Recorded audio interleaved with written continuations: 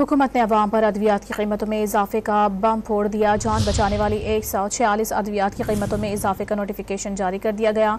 महंगी होने वाले अद्वियात नेशनल एसेंशियल लिस्ट में शामिल हैं। रुखसाना खान की रिपोर्ट देखिए।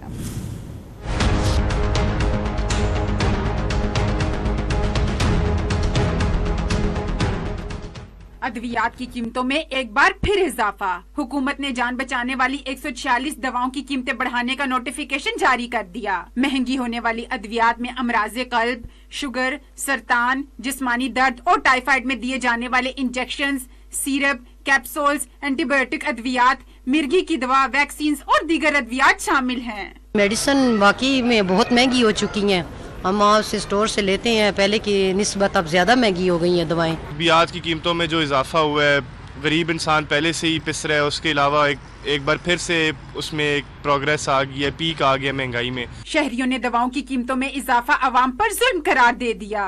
गरीब आदमी के लिए मसला है, क्या करेगी? जिसकी तनख्वाह 25-30 हज़ार तनख्वाह, वो क्या करेगी? गरीब मर जाएगा और क्या करेगा? इसमें जुल्म कर रही है हुकूमत। बहुत ज्यादती हुई है, बहुत ज्यादती हुई, बर्दाश्त के काबिल नहीं है। शहरियों का कहना है कि जिंदगी की बुनियादी सहूलियात भी मयस्सर नहीं है।